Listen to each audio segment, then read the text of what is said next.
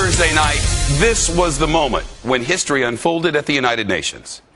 The voting has been completed. And with that, the General Assembly officially changed the Palestinian status from a UN observer to a non-member observer state, much like the Vatican.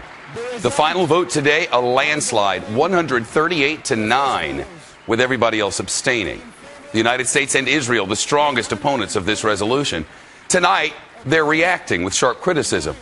But the Palestinian people, they're pretty excited about it all. Today's vote doesn't give them independence, but it is a step in that direction, they believe. And just look at the scene in the West Bank. This is Ramallah, just minutes after the results became official. Thousands of people celebrating in the streets. Their hope that the General Assembly's endorsement gives them more leverage when they're negotiating with Israel. Now let's look at how they're getting those negotiations done. These are the current borders in the Middle East, as seen on this map. The Palestinians want Israel to go back to the lines drawn in the war in 1967, the 67 borders, they call it, give back the land in the West Bank and Gaza and East Jerusalem that the Israelis captured in that 6 days of war. Keep in mind, we're just days into a truce in the latest conflict between the Israelis and Hamas militants who run the West Bank, or I should say who run Gaza. And the Palestinians say today's development could help bring about peace in the region, not sabotage it, as the Israelis and some in Washington claim.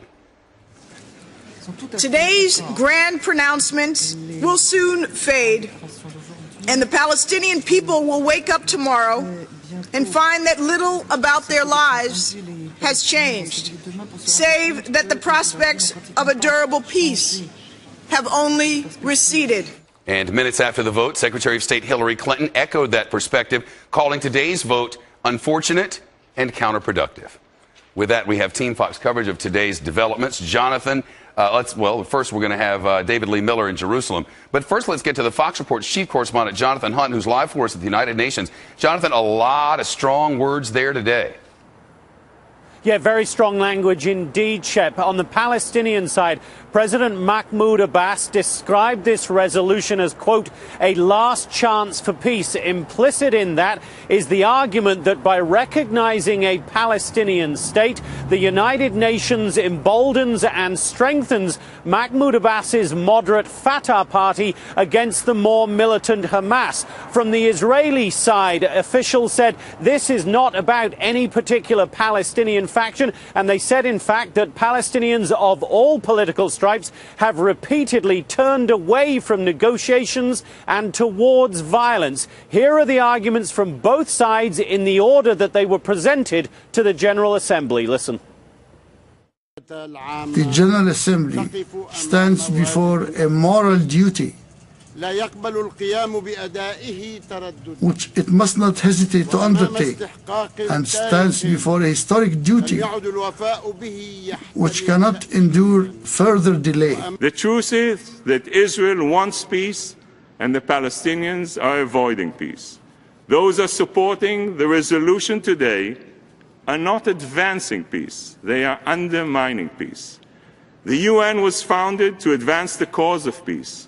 Today, the Palestinians are turning their back on peace.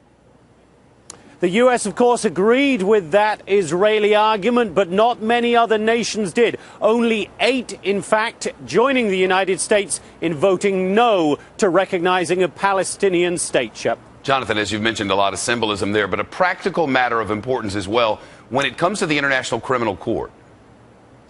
Yeah, this is the practical concern, at least the biggest practical concern here, is that by recognizing a Palestinian state, that also gives the Palestinians access to the International Criminal Court. And Mahmoud Abbas pointedly used the phrase war crimes in his speech, an indication that Palestinians may well try to bring war crimes charges against Israeli generals or politicians in the International Criminal Court. If that happens, it is very hard to see Prime Minister Netanyahu, Mahmoud Abbas or any of their underlings sitting down for any kind of peace negotiations. That is the practical concern tonight, Shep. Jonathan Hunt at the United Nations for us. Jonathan, thanks.